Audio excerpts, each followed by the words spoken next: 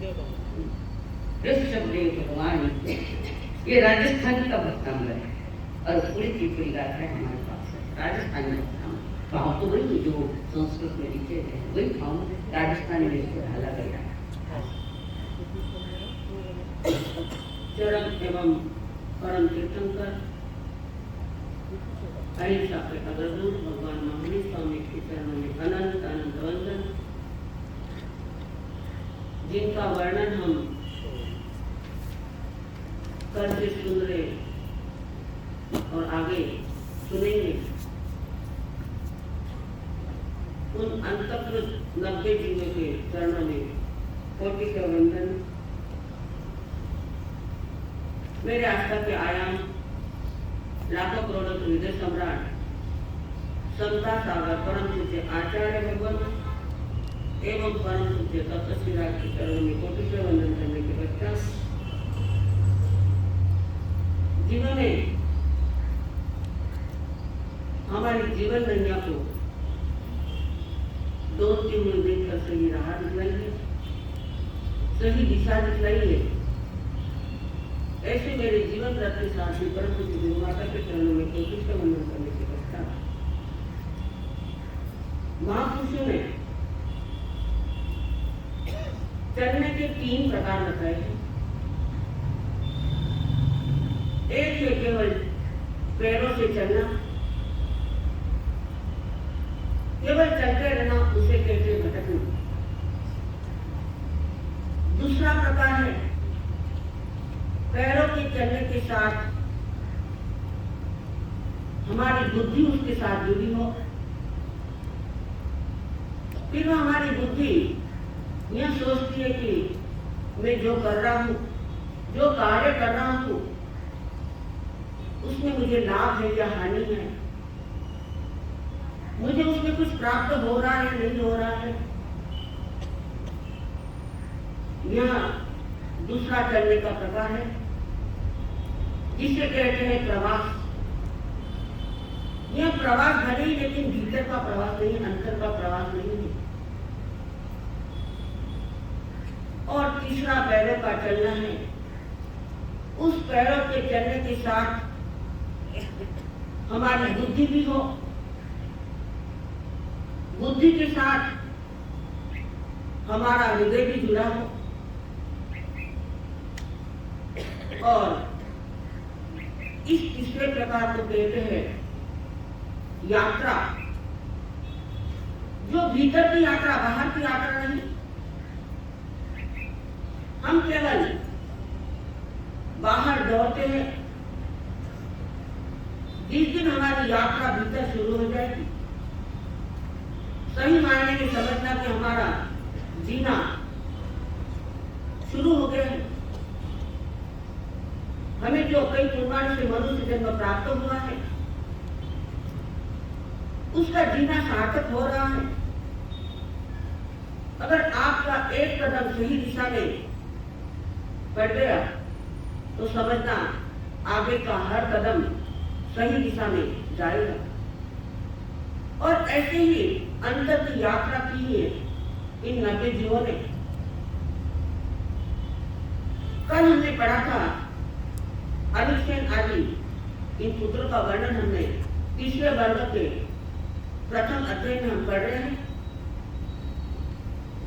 आगे page number 21। तैणं तम अनियसेनं कुमारं साइलेग अट्ठवासुदायं अम्मा पेरो करारेरिय याव भोग समते यावे जय यावे होता। तैणं तम अनियसेनं कुमारं उमुक्क बालभावं जानिता अम्मा पेरो सरिष्यानं सरिसवयानं सरिसत्तयानं सरिसलावन्न रूवजोवन्न गुणो वेयानं सरिसेहिंतो सरिसेहिंतो कुलेहिंतो अन्निल्यानं कत्तिसाय इब्बोवर कंडगानं एकतिसे पानी गिरनाली। अनिष्ठेन कुमार की उम्र 8 वर्ष से कुछ अधिक हो गई, तो उसके माता पिता ने उसे शिक्षा प्राप्त करने के लिए कलाचार्य के पास भेजा। थोड़े ही समय में वह सभी कलाओं में पारंगत हो गया और युवावस्था को प्राप्त हुआ। अनिष्ठेन कुमार को यौवनावस्था से युक्त देखकर उसके माता पिता ने समान वय, समान त्वचा, समान लावण्य, रूप, यौवन एवं सुशीलता आदि गुणों से युक्त तथा अपने सदस्य कुलों से लाई हुई इब्बे सेठों की 25 कन्याओं के साथ एक दिन में विवाह कर दिया। दयानंद सिंह आगे कहा अन्य जनस कुमार से इमं एयं पीडानं दलई संध्या बत्तीसम हिरण कोडियो जहाँ मगरस जाव उपिन पासाय वरगई कुटवा मानही मुइंग मथे भोग भोगाई मुन्ने मानी नहीं तेनं कारणं तेनं समयं अहा अर्चनेनि जाव समोसरे श्री वन्य विचाने अहा पड़ी वो उखम जाव निकली पैसा निकला दयानंदस अनियसेनस कुमारस तम मन्या जड़सतम जहाँ गोयवे तहा नवरम सामान्य मायुएं 14.5 विषम वासाई परियाव शेषम तहेव जाव सेतुजे पबे तामासियाय सलेना जाव सिद्धे एवं खलु सम्मेलन जाव संपत्तेन अठमस अंगस्थ अंतर्गतसानं दत्तस वगस्थ परमस्थ अध्ययस अयमते पड़ते नाग गाथापति ने सोना चांदी आदि का 32 करोड़ धन अनिल सेन कुमार के ये प्रतिदान दिया जैसा कि महाबल कुमार के लिए उसके पिता ने किया था। अनिल सेन कुमार भी महाबल कुमार के समान भवन के ऊपर के खंड में निरंतर वस्तु में मृदंगों से यावत पूर्व पुण्योपाधि मनुष्य संबंधी भोग भोगते हुए सुखपूर्वक रहता था। उस समय में अरिहंत अरिष्टनेमि भगवान उस भद्रीपुर नगर के बाहर श्रीवन नामक उद्यान में पधारे और अपनी मर्यादा के अनुसार अवग्रह लेकर विचरने लगे। जन समुदाय रूप परिसर धर्म कथा सुनने के लिए अपने अपने घर से निकले। जन समुदाय का कोलाहल सुनकर अनिल सेन कुमार भी गौतम कुमार के समान अपने भवन से निकला और भगवान के समीप आकर धर्म कथा सुनी तथा माता पिता की आज्ञा प्राप्त कर दीक्षा धारण कर ली। गौतम कुमार के अध्ययन से इसमें यह विशिष्टता है कि इन्होंने सामयिक आदि 14 पूर्वों का अध्ययन किया, 20 वर्ष दीक्षा पर्याय का पालन किया और शत्रुंजय पर्वत पर जाकर 1 मास की संलेखना करके सिद्ध और बुद्ध मुक्त हुई। शेष सारा अधिकार गौतम कुमार के समाज समझना चाहिए। श्री सुदामा स्वामी कहते हैं कि हाँ, जो आदिवासी के क्षेत्रों से आए थे और उन्होंने अंतगढ़ के उत्तर लिखे हैं। मैंने अंतगढ़ का कल लकीरा नहीं निकाला, अभी सामने है। जिसके पास चिट्ठियाँ है वो अंतगढ़ होने के बाद डाल देना। श्री सुदामा स्वामी कहते हैं जब सिद्धगति को प्राप्त श्रीमद् भगवान महावीर स्वामी ने अंतर्गत दशा के तीसरे वर्ग के प्रथम अध्याय में अनिल सेन कुमार का उपयुक्त वर्णन किया है। इसी तीसरे वर्ग का प्रथम अध्ययन समाप्त। जहाँ अन्य सेने एवं शेषावी अनंत सेने अजय सेने अनिहय देवसेने सेतु सेना 6 जना एकगमा 32 दाव विश्वमासाई परियाव 14.8 जाव संस्कृति सिद्धा छठम अध्ययन समर्थन। जैसा अनिल सेन कुमार का अध्ययन है वैसा ही अनंत सेन, अजित सेन, अन्य त्रिभु, देव सेन और शत्रु सेन नामक अध्ययनों का वर्णन है। इन 6 अध्ययन का वर्णन एक समान है। इनके माता पिता भी एक ही थे। ये 6 कुमार नाग गाथापति के पुत्र एवं संस्था के अंगीदार थे। 32 करोड़ का दहेज मिला था। सभी ने वृत्ति संपत्ति को छोड़कर दिशा अंगीकार की। 20 वर्ष दिशा पर्याय पाली, 14 पूर्व का अध्ययन किया, 1 मास की संलेखना करके शत्रुंजय पर्वत पर सिद्ध बुद्ध मुक्त हुई। इति से अध्ययन समाप्त। जैन मंदिर उठे और सप्तमस्त तेरह कारण तेरह समय में 12 महीने जहाँ पर में नवरम वसुदेव लाया तारिणी देवी शिव सुमी ने सारण्य कुमारी 50 दाव 14 कुमारी विश्ववासाई परियाव शेषम जहाँ गोयमस्त जाव सिद्धि सिद्धि सतम अध्ययन समर्थन। उखे और उपसे का अर्थ है प्रारंभिक वाक्य। जिस प्रकार सुदामा स्वामी और जम्बू स्वामी के प्रश्नोत्तर के रूप से प्रथम अध्ययन प्रारंभ हुआ, उसी प्रकार यहाँ भी जानना चाहिए। जम्बू स्वामी सुदामा स्वामी से पूछते हैं, हे भगवान, सिद्धगति प्राप्त श्रमण भगवान महावीर स्वामी ने अंतर्गत श्रद्धा अवस्था के तीसरे वर्ग के छठे अध्ययन का जो भाव कहा वह मैंने सुना। अब 7वें अध्ययन में श्रमण भगवान महावीर स्वामी से क्या भाव बताया तो कृपा करके कहिए। श्री सुदामा स्वामी कहते हैं जम्मू श्रमण भगवान महावीर स्वामी ने 7वें अध्ययन में ये भाव कहे हैं। ये जम्मू उस समय में बारी का नाम की नगरी थी। वसुदेव नाम के राजा थे, उनकी रानी का नाम धारणी था। किसी एक रात्रि के समय उसने सिंह का स्वप्न देखा। गर्भकाल पूर्ण होने पर उसके एक पुत्र उत्पन्न हुआ जिसका नाम सारण कुमार रखा गया। सारण कुमार ने 72 कलाओं का अध्ययन किया। यौवन अवस्था प्राप्त होने पर माता पिता ने उसका विवाह किया। 50 करोड़ सोने आदि की दात यानी दहेज मिली। भगवान अरिष्ट नेमि का उपदेश सुनकर सारण कुमार ने दीक्षा अंगीकार की। 14 वर्ष का अध्ययन किया और 20 वर्ष दीक्षा कार्य धारण किया। अंत में गौतम कुमार के समान शत्रुंजय पर्वत पर 1 मास की संलेखना करके सिद्ध बुद्ध मुक्त हुई। इति 7वां अध्ययन समाप्त। जैनमध्ये उक्यो अष्टमस्था अंगस्थ एवं करू जम्बू तेरह कारण तेरह समय 12 विजय नहीं लिए जहाँ पड़े जाओ अरह अरिष्ट नेमि स्वामी समझे तेरह कारण तेरह समय अरह अरिष्ट निमित्त अंत्यवासी 6 अणगारा भाईलो सोहो यार होता सरिसया सरिसत्तया सरिसभया निलुपला गवला गुलिया अयसी कुसुमपवासा श्रीवत्सकीय दर्शन पल्लू बच्चा कुसुम कुंतल बद्धलया नल कुबेर समाना। 8वें अध्ययन का भी प्रारंभ वाक्य जैन मंत्र उपयोग इत्यादि है। इसका अभिप्राय भी पूर्वानुसार है। जम्मू स्वामी के प्रश्न के उत्तर में श्री सुधर्मा स्वामी कहते हैं, जम्मू उस काल उस समय में द्वारिका नाम की नगरी थी। भगवान अरिष्ट नेमि पधारे इत्यादि वर्णन प्रथम वर्ग के समान है। उस काल उस समय में 6 सहोदर भाई एक माता के उदर से जन्मे हुए भगवान अरिष्ट नेमि के अंत्यवासी शिष्य थे। वे 6 समान आकार, समान रूप, समान रहने वाले थे। उनके शरीर की कांति नीलकमल, भैंस के सींग के आंतरिक भाग और गुली के रंग के समान तथा अलसी के फूल के समान नीले रहने वाली थी। उनका वक्षस्थल श्री वस्त्र नामक चिन्ह विशेष से अंकित था। उनके मस्तक के केश फूलों के समान, कोमल और कुंडल के समान घूमे हुए, घुंघराले तथा अति सुंदर लगते थे। सौंदर्य आदि गुणों से वे नल कुबेर के समान थे। बैरण थे 6 अंगारा जब चेव दिवसम मुंडा भविता अकाराव अंगारियम पवैया तम चेव दिवसम अरम अरिष्ट नेमि वंदन्ति नमस्सन्ति वंदिता नमस्सिता यमवयसि उच्चामणं भन्ते तुभे अपनुनाया समाना जावज्जीवाय चट्टं चट्टनं अनिचित्तेन तवोपमेन अपानं भवे मानवीयते आसं देवानुक्रिया मां परिवन्दनं तत् बैरण थे 6 अंगारा अरह अरिष्ट नेमिना अपनुनाया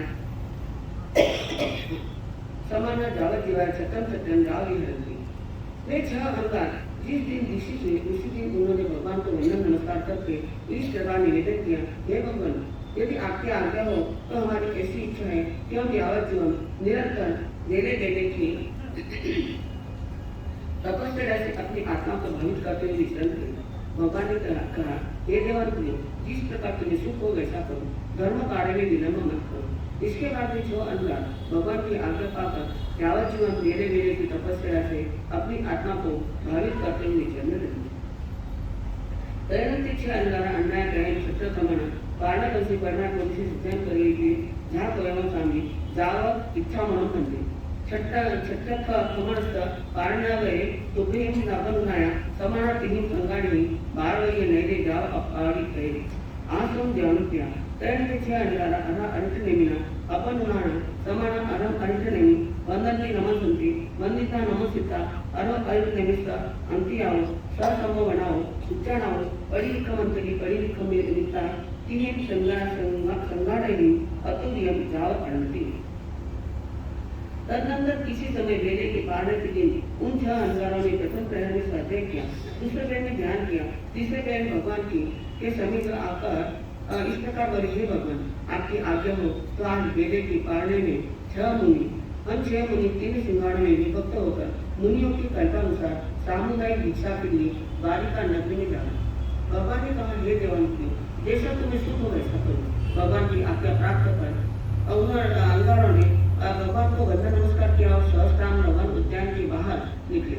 दोनों मुनियों के 3 संघाड़े बनाकर शीघ्रता रही, चपलता रही और लाभालाभ की चिंता की संभ्रांति रही एवं उद्वेग रही। वे भिक्षा के लिए द्वारिका नगरी में गए। तत्क्षणात एक संघाड़े 12 विजय नहीं लिए उच्चनीय मध्यमाई पुनाई घर समुदाय दानस्थ भिक्खारी आए अडमाने वसुदेवस्थ रणव देवये देवीये ये अनुपवित तैनुसार देवई देवीचे अणगारे एके माने पासे पासिता हाततुट चित्तमानंदिया ती मना परम सोमा सोमनस्या हरि न हरिस वस विसप्पमान येया आसना अभुतिता सतत प्रेमी अनुरचिता तिकुतो अयन करी करिता वंदई नमसे वंदिता नमस्ता जेने व्रत करे तेने उवागचिता सिंह केसरानं मोये गांडून थानं भरे वरिता ते अणगारे पड़ी लागिता वंदई नमसे वंदिता नमस्ता परी विशेषे। उस 3 संगाड़ों में से एक संगाड़ा द्वारिका नगरी के उच्च नीच और मध्यम कुलों में गृह सामुदायिक भिक्षा के लिए घूमता हुआ राजा वसुदेव और रानी देवकी के घर पहुंचा। उस सिंगाड़े ने 2 मुनियों को अपने यहाँ आते हुए देखकर देवकी महारानी अपने आसन से उठी और 7-8 चरण उनके सामने ले। उन दोनों अंगारों के आकस्मिक आगमन से वह अत्यंत हर्षित होती हुई बोली, मैं धन्य हूँ जो मेरे घर अंगार पधारे। इसे हेतु संतुष्ट चित्त के कारण वह अत्यंत आनंदित हुई। मुनियों के पधारने से उसके अंतःकरण में अपूर्व प्रेम उत्पन्न हुआ और मन अत्यंत प्रसन्न हुआ। उसका हृदय हर्षारित से उछलने लगा और विधि पूर्वक वंदन नमस्कार कर वह मुनियों को रस्ते घर में ले गई और फिर सिंह के मोदक का थाल भरकर लाई और उन अंगारों को प्रतिधारित कर वंदन नमस्कार किया। वंदन नमस्कार करके आदर से विनय पूर्वक उनको विसर्जित किया। त्यानंतर दोचे संगाड़े 12 महीने उच्च जावे पड़ी विसर्जनी। थोड़ी देर बाद दूसरा संगाड़ा भी ऊंचे नीच मध्यम कुलों में घूमता हुआ देवकी महारानी के घर आया। देवकी महारानी ने उसे भी उसी प्रकार सिंह केसरी मोदकों से प्रतिरागित कर विसर्जित किया। त्यानंतर तच्चे संगाड़े 12 महीने मुच्चनीय जाव पड़ी लागिता एवं बयासी किन्नम देवांकिया कर्णस्थ वासुदेवस्थ इविषे 12 महीने द्वारस्थ जोयण आयामाय नव जोयण विच्छिन्नाय कच्चकम देवलोक भूयाय समना निकंथा उच्चनीय मध्यमाय पुनाई घर समुदानस्थ धिक्कारेयाय अरमाना वर्तमान लोभ लगंती जन ताई ते चेव पुराई भत्तपानाय गुज्जो अनुपविशंति। इसके बाद तीसरा संगाड़ा भी उसी प्रकार देवकी महारानी के घर आया। देवकी महारानी ने उसे भी उसी आदर भाव से केसरी मोदक ले लाया। इसके बाद वो विनय पूर्वक पूछने लगी, हे भगवान, कृष्ण वासुदेव जैसे महाप्रतापी राजा की 9 योजन चौड़ी और 12 योजन लंबी स्वर्ग लोक के सदृश इस द्वारिका नगरी के उच्च नीच मध्यम कुलों में सामुदायिक भिक्षा के लिए घूमते हुए श्रमण निर्गंत को आहार पानी नहीं मिलता है क्या, जिससे एक ही कुल में बार आना पड़ता है। प्रेम के 6 अंगारा देवन देवी एवं ऐसी 9 गुरु देवांगी कर्णस्थ वासुदेव से 12 वैद्य नैली जाव देव लोगो भूयाय समना निकंता उच्चनीय जाव अरमाना वर्तमानम नो लगंती नो जेवणं ताई पुनाई उच्चंपी कच्चंपी वर्तमानाय अनुपविशंति एवं गुरु देवांगी हमने बद्रीपुरे नैली नागस्थ गहावैस्व कुत्ता सुरसाई भाई आय अत्याचा भाईरो सहो येना सरिसया जाव नन कुबर समाना अरो अर्शने मिश्र अंकिये धम्म सोचा निसमम संसार बहुविधा बिया जमनम मरणानम मुंडा जाव हो गया। देवकी जी का प्रश्न सुनकर वे अंगार इस प्रकार कहने लगे, हे देवानुदेव, कृष्ण वासुदेव की स्वर्ग की सदृश एक द्वारिका नगरी में ऊंच नीच और मध्यम कुलों में भिक्षा के घूमते हुए श्रमण निर्गतों को आहार पानी नहीं मिलता है, इसलिए वे भिक्षा के लिए एक ही घर में बार आते हैं, ऐसी बात नहीं है। हे देवानुदेव, हमारा रूप उम्र आदि एक समान होने के कारण तुम्हारे मन में शंका उत्पन्न हुई। इसका समाधान यह है, हम बद्रीपुर नगर निवासी नाग दातापति के पुत्र एवं सुलता के अंगजा थे। हम रूप लावण्य आदि से समान और सौंदर्य में नर कुबेर के समान 6 सहोदर भाई हैं। हमने भगवान कृष्ण नेमी से धर्म सुनकर हृदय में धारण कर और संसार के भय से उद्विग्न होकर जन्म मरण से छुटकारा पाने के लिए प्रवर्जा ग्रहण की।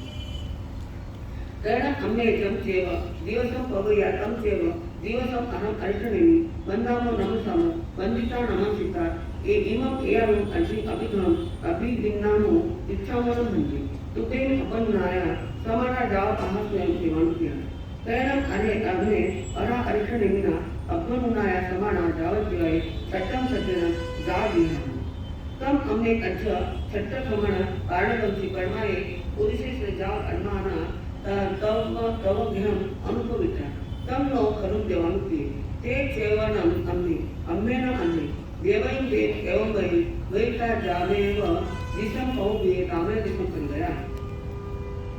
हमने जिस दिन प्रवृत्ता ग्रहण की उसी दिन से भगवान की आज्ञा प्राप्त करके यावत दिन मेरे मेरे पारणा करने की प्रतिज्ञा की। उसी प्रतिज्ञा अनुसार मेरे मेरे पारणा करते हैं। हम सबके आज मेरे का पारणा है।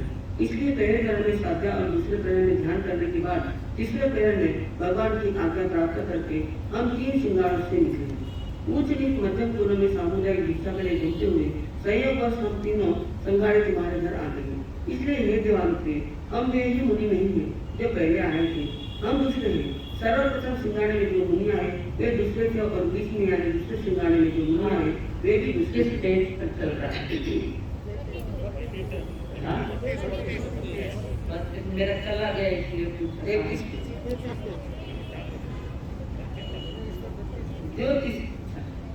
जो तीसरे संगाड़े में हम आए हैं तो हम भी दूसरे हैं।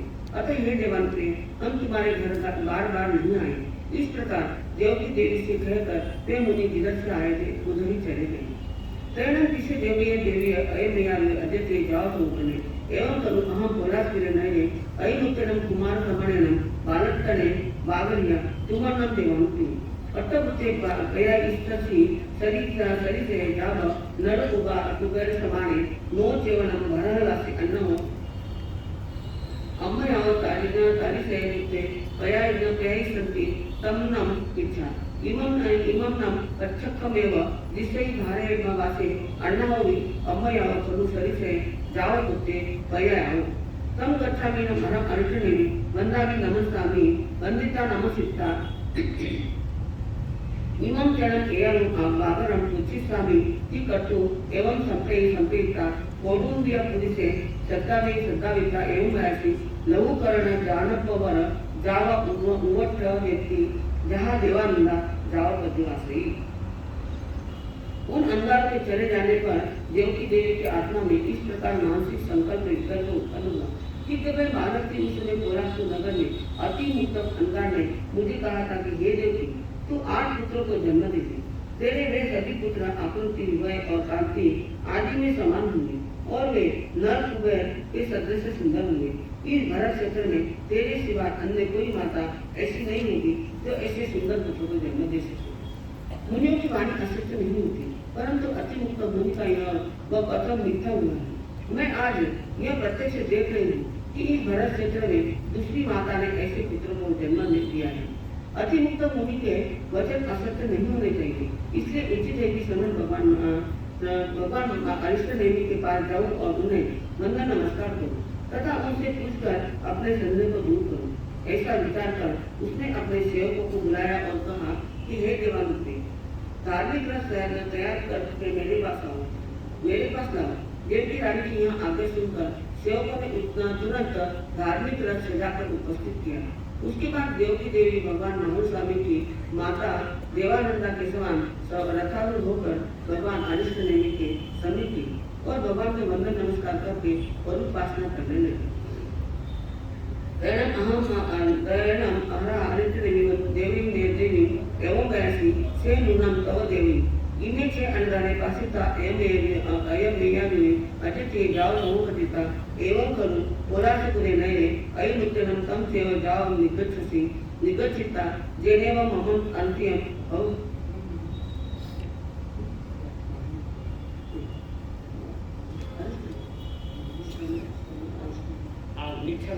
अरिष्ट ने गलती से माफी नाम आया अरिष्ट ने भगवान का सारा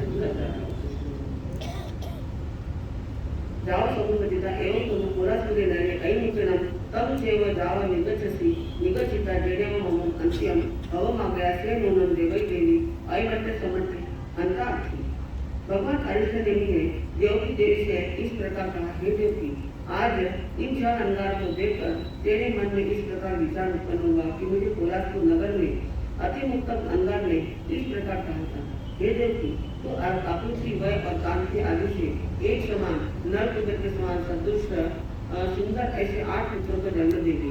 वैसे पुत्रों को इस भरत क्षेत्र में दूसरी कोई माता जन्म नहीं देगी, परंतु दूसरी माता ने भी अति मुक्त से कथित लक्षणों वाले पुत्रों को जन्म दिया है। अति मुक्त अंगार के वचन असत्य कैसे हुई? इस शंका का समाधान भगवान अष्टनेमी से प्राप्त करूं, ऐसा मन में विचार करके रथ पर चढ़कर मेरे समीप आई है। क्यों देवकी, ये बात सत्य है? उत्तर में देवकी ने कहा, हाँ भगवान, आपका कथन सत्य है। केवल दोनों देवों किया तेरह कारण तेरह समय मध्य फिरने नागे नामों गावे करियसी अड्डे तसरम नागेश गावे सुदर्शा नाम भार्या होता सा सुदर्शा गावे बालक अनेचेव निमित्ति एनम वागरिया ऐशनम दारिया निंदु भविष्य। भगवान ने फरमाया, हे देवानुप्रिया, उस समय में बद्रीपुर नामक नगर था। वहाँ धन से उत्पन्न नाग नामक गाथापति रहता था। उसकी पत्नी का नाम सुलसा था। जब सुलसा गाथापति बाल अवस्था में थी, तब एक भविष्यवक्ता निमित्त ने उसके माता पिता ने कहा था कि यह कन्या मृत कन्या होगी। कहना सुलसा बालक का भी सेव हर्ण गणेश देवभत्ता चालू होता।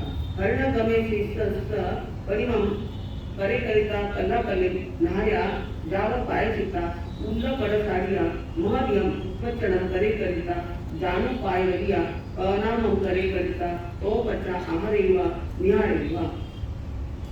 उसके बाद में सुलसा बालिका अपने बाल्यकाल से ही हरण गणेश देव की भक्ति बन गई। उसने हरण गणेश देव की प्रतिमा बनाई और प्रतिदिन स्नान आदि करके भीगी साड़ी पहने हुए ही वह उस प्रतिमा के सामने फूलों का ढेर करने लगी और अपने दोनों पुत्रों को पृथ्वी पर टिकाकर नमस्कार करने लगी। आहार निवास आदि कार्य वह इसके बाद ही करते थे। प्रेरण जिसे सुरसाय कहा वही भक्ति बहुमान सुसुसाय हरणे गमेशी देवे आराध्य यानी होता। प्रेरण से हरण गमेशी देवे सुरसाय कहा वही अनुकंपना कंपरण है सुरसम कहा वही तुमम चरण गमी प्लीज समू उयावो करेगी। प्रेरण तुझे दोगी सममेव गभे भिन्न सममेव गभे परिभव सममेव दारे वयाय। प्रेरणाचा सुरेशा गहावळी विनिहाय मावन्य दारे वयाय। प्रेरणाचे हरिण गणेश देवे सुरेशाय अनुकंपन ठाय विनिहाय मावन्य दारे करयन संपूर्णेन विनय विनिता तव अंत्यम सहारी। तम समयंचनम तुमंपि नवनम मासनम सुकुमार दारे वसवसी जेवीयनम देवांकी तव पुताते वियतम अंत्याव करयन संपूर्णेन विनय विनिता सुरेशाय गहावळी अंत्य अपना पल्लू संभालो। तम तव चेवनम देवी ए पुता नो चेव सुरेशाय गहावळी। सुलसा द्वारा भक्ति पीछे जो बहने बेट में बार बार तेरे सर पर पल्लू रखो, तुम्हारा पल्लू जा रहा था तुम्हें ध्यान नहीं पड़ता, पर आदत नहीं ना, वो अब छूट गई। ध्यान रखो पल्लू का, मुझे बार बार कृपया कहने को मत लगा। इस सभा में वही बैठा है जो सर पर पल्लू लेकर बैठा है। सुलसा द्वारा भक्ति एवं बहुमान को भक्ति गई शुश्रूषा से हरिण गणेश देव प्रसन्न हुए। हरिण गणेश देव ने सुलसा गाथा पत्नी की अनुकंपा के लिए सुलसा को और तुम्हें एक ही समय में रुजुमती किया। फिर तुम दोनों एक साथ गर्भ धारण करती, एक साथ गर्भ का पालन करती और एक साथ बालक को जन्म देती थी। सुलसा के बालक मरे हुए होते थे। हरिण गणेश देव सुलसा की अनुकंपा के लिए उन मरे हुए बालकों को अपने दोनों हाथों में उठाकर तुम्हारे पास ले आता। उसी समय तुम भी 9 मास 7.5 रात बीतने पर सुंदर और सुकुमार पुत्रों को जन्म देती थी। तुम्हारे पुत्रों को दोनों हाथों से उठाकर हरिण गणेश देव सुलसा के पास रख देता था। इसलिए हे देव की अति मुक्त अंगार के वचन सत्य हैं। ये सभी पुत्र तुम्हारे ही हैं, सुलसा के नहीं। इन सभी को तुमने ही जन्म दिया है, सुलसा ने नहीं। तेरसा देवी देवी अरब अरिष्टनेमी अंतिये ए मट्टम सोचानिसम कटुत्तुठ जाव दिया अरब अरिष्टनेमी वंदे नमस्ते वंदिता नमस्ता देनेवते च अनगारा तेने उवागचिता ते चप्पी अनगारे वंदे नमस्ते वंदिता नमस्ता आगया कन्नुया पप्पुया लोयना पंजिया पड़ी चित्तिया दरिया वलय बहा धारामय कलंब उपगम विव समुसीय रोमकुआ ते चप्पी अणगारे अनिमिसाय दिखिए प्रेमानी सुचिरम निरीक्षिता वंदे नमस्ते। भगवान अरिष्टनेमी का उत्तर सुनकर देवकी देवी अत्यंत प्रसन्न हुई। और भगवान को वंदन नमस्कार करके वहाँ गई जहाँ वे 6 अंगार थी। उन अंगारों को देखकर पुत्र प्रेम के कारण उनके स्तनों से दूध झरने लगा। हर्ष के कारण उसकी आंखों में आंसू भर आए एवं अत्यंत हास्य के कारण शरीर से झूलने से उसकी कंचुकी की कसे टूट गई और भुजाओं के आभूषण तथा हाथ की चूड़ियां टंग हो गई। जिस प्रकार वर्षा की धारा पड़ने से कदम पुष्प एक साथ विकसित हो जाते हैं, उसी प्रकार उसके शरीर के सभी लोग पुलकित हो गए। वह 6 अंगारों को अनिमेष दृष्टि से देखती हुई बहुत काल तक निरखती हुई और बाद में उन्हें वंदन नमस्कार किया। वंदिता नमस्कार जेने अरा अरटने जेने उवावचिता अरम अरटने तिकुतो आयन करे करिता वंदे नमस्ते वंदिता नमस्ता तमेव गम्यम जानतवरम दुरैता जेने भारवीय नैरे तेने उवावचिता भारवीय नैरी अनुभविषिता जेने वसे ये जेने व बाहिरिया उवत्थानसाला तेने उवावचिता गम्याओ जानतवराओ और कच्चे जेने वसे वास करे जेने वसे श्रेणिजे तेने उवावचिता श्रेयसी श्रेयनिजंसी इसी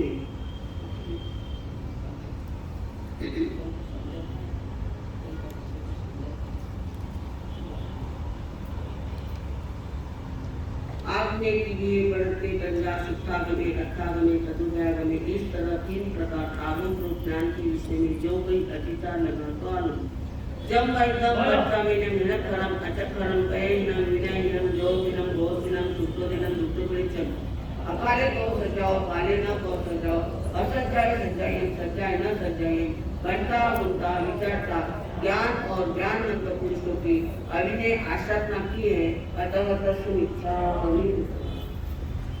हाँ, जिन्होंने अंतर लिख है उसमें डाल दो, लिख कर लाए बाहर गाँव से आजू बाजू एरिया आए छोटे छोटे तो अपने वो ये डाल दो अंतर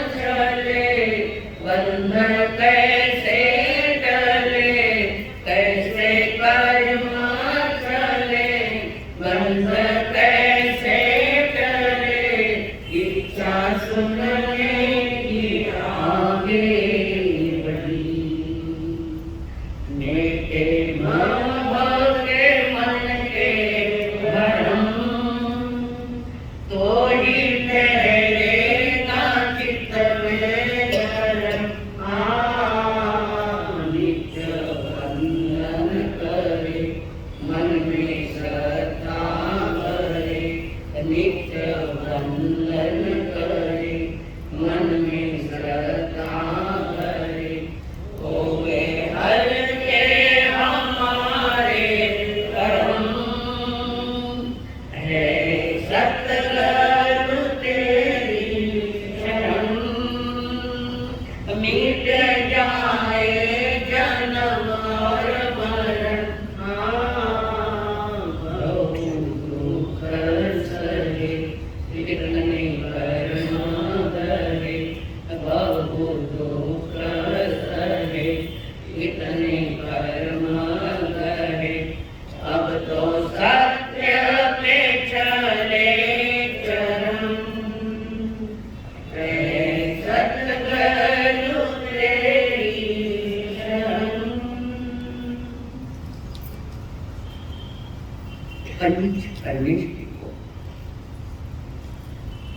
प्रणाम।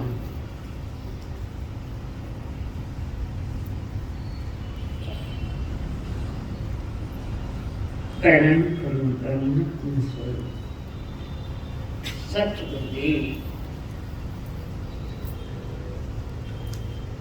संयमी जीवन के सहयोगी साथी मंडल, जिन्होंने हमारे जीवन की कहानियां सुनकर हमें हाथ दिया, साथ दिया। अनंत अनंत उपकारी परम पूज्य आदरणीय श्री अम्मा जी महाराज,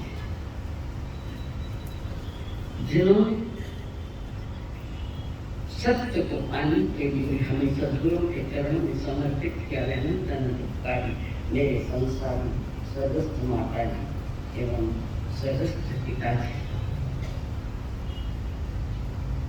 महापुरुषों की महागाथाएं सुनने के लिए आए हुए दीवान भी आप सभी के भीतर में विराजमान को मेरा प्रणाम। परमात्मा की पावन वाणी पवित्र कंठ से निकल रही है। शरीर भी पवित्र है, आत्मा भी शुद्ध है। जिनके कान नाक हाथ सब पवित्र है। हमारा क्या क्या पवित्र है जरा देख लेना। इनके तो 5 पवित्र है और पवित्र कंठ से निकली हुई ये पवित्र वाणी परमात्मा का दर्शन कराती है, परमात्मा का अनुभव कराती है और परमात्मा पद को प्राप्त भी कराती है। तो ऐसे पवित्र कंठ से निकली हुई वाणी, तीर्थंकर के मुख से निकली वाणी उन जीवों को स्पष्ट करके जो भव्य आत्माएं है और जो चरम शरीर है। चरम शरीर किन करेगी? चरम शरीर किने कहे?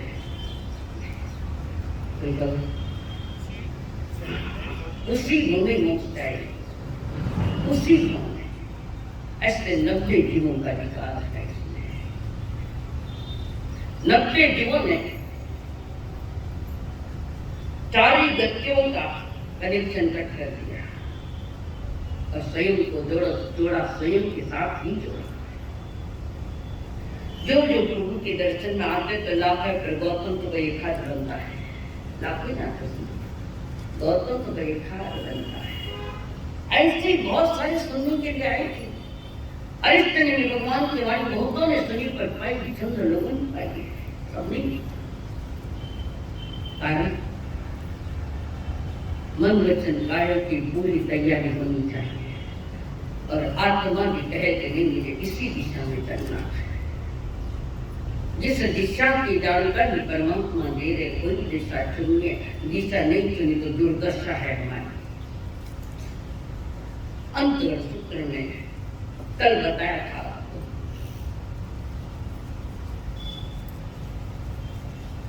जो सौराष्ट्र की द्वारिका की बात चल रही है। द्वारिका ये राजधानी है, सौराष्ट्र प्रदेश राजधानी। और यहाँ ये क्या है, यहाँ 2 राजा राज करते हैं। एक में 2 राजा कैसे हो सकता है? एक में ही 2, एक राज्य, एक ही में राज्य में 2 राजा। मंदिर है, एक मंदिर लिखो। कृष्ण महाराज पूरे 3 खंड के राजा है। वासुदेव 3 खंड, आधा भरत चक्रवर्ती पूर्ण भरत पर राज करते और वासुदेव जी आगे भरत पर 3 खंड पर राज करते। तो वे 3 खंड के राजा थे और वासुदेव जी, जैसे हमारे यहाँ प्रादेशिक व्यवस्था होती जिसको हम महामंत्री कहते या मंत्री वहां का मुखिया, तो ये दूसरे राजा अपने प्रांत के राजा और 3 खंड के राजा, दोनों का क्षेत्र फर्क है। वासुदेव श्री कृष्ण महाराज के राज्य का क्षेत्र विस्तार लिया हुआ है 3 खंड तक और प्रदेश द्वारिका। इस द्वारिका नगरी में जहाँ अरिष्ट ने भगवान प्रधान है, भगवान की वाणी सुनकर कई जीवों को प्रतिबोध हो जाता है कि नहीं, सत्य मार्ग यही है और हमें झूठ मार्ग अनादि से पकड़े हुए है, इसलिए सत्य समझ में नहीं आता है। यहाँ पर देवताओं की बनाई हुई वो द्वारिका है, देवता ने बनाई। देवता क्यों आया है? नगरी का बचाने के लिए। तो महापुरुषों का पुण्य इतना जबरदस्त है कि साकई काम तो देवता ही करते हैं। अपनी साधना में अलकापुरी जैसी नगरी, देवलोक जैसी नगरी कुबेर ने बनाई है और इंद्र की आज्ञा से। देवी देवताओं को जो भी कार्य करना है तो इंद्र आज्ञा देता है, बाकी वे नहीं कर सकते हैं। स्वर्ग जैसे सुंदर, कितनी मोटी ही द्वारिका, कुछ अजना नहीं होगा। हाँ, बहुत अच्छा। योजन बोल तो कितना मैंने मालूम तो नहीं, बताओ क्या? 4 को बराबर है, देखो शंका में बराबर है। 1 योजन यानी 4 को स्थायी नहीं बनाइए तो बिगड़ने वाली है बात। तो सकती जो अशाश्वत चीजें होती है उनके लिए 1 योजन यानी लगभग 12-12.5 किलोमीटर 1 योजन। अब इसकी गणती लगा कि 9 योजन लंबी और 12 योजन चौड़ी, 9 योजन चौड़ी और 12 योजन लंबी द्वारिका देवताओं की बसाई अप्रतिम, देखने के लिए भी अति सुंदर लगती है। धर्म को फैलाना हो तो ऐसे देवताओं को करनी पड़ती है, काम करने पड़ते हैं, ताकि लोगों के पहले तो वो स्थान लोगों के लिए आकर्षण का विषय बने, धर्म की प्रभाव न बढ़े। तो कुछ बातें करनी पड़ती है, जैसे आपने पीछे बोर्ड लगाया शुद्ध ज्ञान का धर्म की प्रभाव। कभी कभी लोग बाहर से अट्रैक्टिव हो जाते हैं तो जाके देखूंगा क्या है और आके बैठ जाते हैं। इस द्वारिका जिसकी रचना कुबेर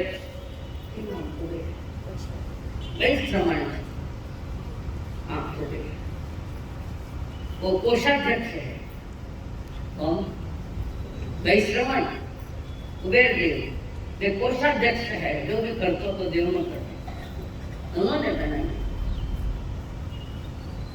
देखने वाली आंखें चौंध जाए।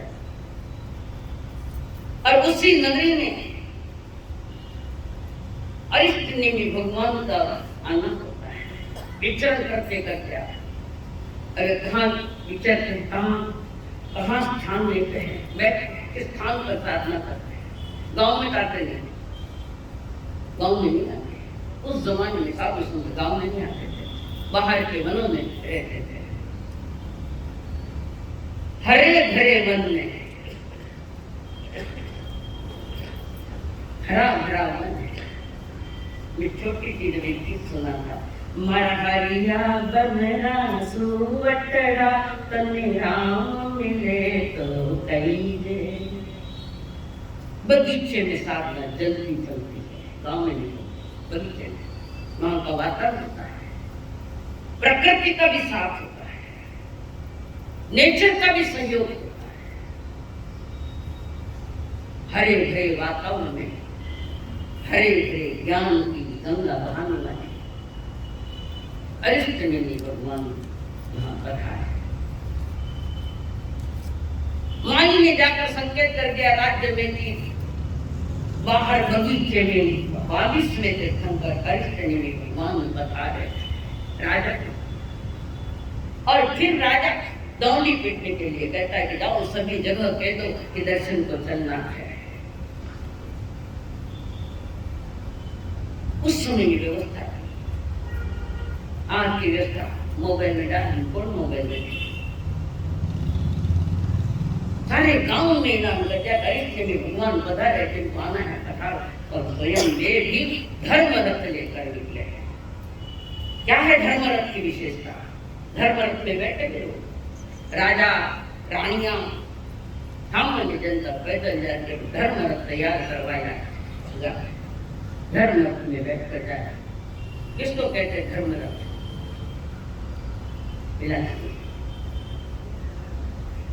जो रथ सिर्फ महापुरुषों के दर्शन के ही काम में लिया जाता है और ऊपर ध्वजा पताका धर्म संसारी कामों के लिए ये रथ उपयोग में नहीं लिया जाता। उसकी सारी रचना उस ढंग से होती है। जो धर्म अनुष्ठान करने जाना है उसी रथ में बैठ कर जाते हैं। जनता भी गई, राजा भी गए, बहुत पर जिन्होंने परमात्मा की वाणी का स्पर्श किया, अंतरात्मा जिनकी भीग रखी है, कल इसका वर्णन चल रहा था 18 पहले अध्याय में 10 दूसरे अध्याय में 8 18 और तीसरे वर्ग में कुछ 13 में कुछ वर्णन अभी तक हुआ, कुछ होना है। श्री अनिल सेनानी के 6 सोदर भाई का वर्णन अभी चल रहा है और कल चल रहा था। गौतमा जी को कुंवर सगा 18 सके भाई जामन जाए, सके सभी के सभी को वैराग्य उत्पन्न हो गया। संसार दुखड़ा में तड़पता रहना पर मन में त्याग के भाव में जाना। 4 कोसरो मांडल ने जिन माणी रो धोरो, 4 कोसरो मांडल ने जिन माणी रो धोरो, भारी कर्म को जीवड़ो रहियो कोरो के कोरो। कई लोग आज भी है तुम्हारे गांव में है जिनका लक्ष्य सिर्फ एक ही है, पाप करना, पैसा कमाना। पर गुणवानी खत्म होगी ना तो झटके में चला जाएगा। ध्यान रखना, हमने धन को मूल्य दिया, धर्म को मूल्य नहीं। हमारा सा माड़ा बताओ, धन बढ़े, किसी ने नहीं कहा हमारा ऐसे माड़ा बताओ कि मेरे भीतर में त्याग के परिणाम, वृत्ति महारथी बनने के परिणाम आवे। आज तक 45 वर्ष में एक भी नहीं मिला। कारण तुमने जिसको मूल्य दिया ज्ञानियों की, उसका तो वमन किया होगा। जिन्होंने छोड़ा उनको हमने चाटा है। शब्द कड़क है, कड़क है ना। तुम्हारे भीतर में कहीं न कहीं चोट पड़े हथौड़े कि हम बनेंगे प्रयत्न।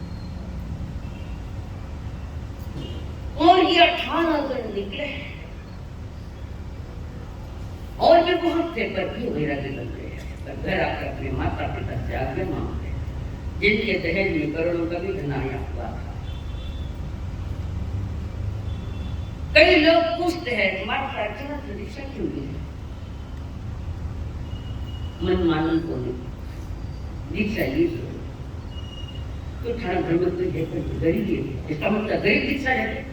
कोई भूखा पेटी दीक्षा लेता है कि राजे महाराजे राजकुमार नन्हे मुन्ने बच्चे भी इसमें कहे मां को ठिकाने रखो।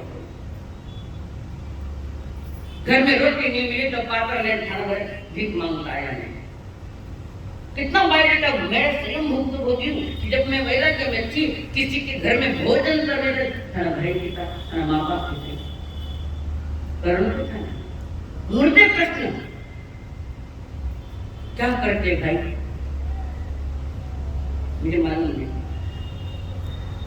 एक ही खाना वैराग्य गरीबी और अमीरी नहीं देखता, वैराग्य अंतर मन में झांकता है। जिसको प्रभु की वाणी का स्पर्श हो गया, सत्य क्या है जिन्हें समझ में आ गया। यह अंदाज है आज विशिष्ट पुरुष का वर्णन चल रहा है। महारानी देवकी के साथ जुड़ा हुआ प्रसंग। एक बार देवकी अपने भाभी के बाल सुलझा रही थी, बाल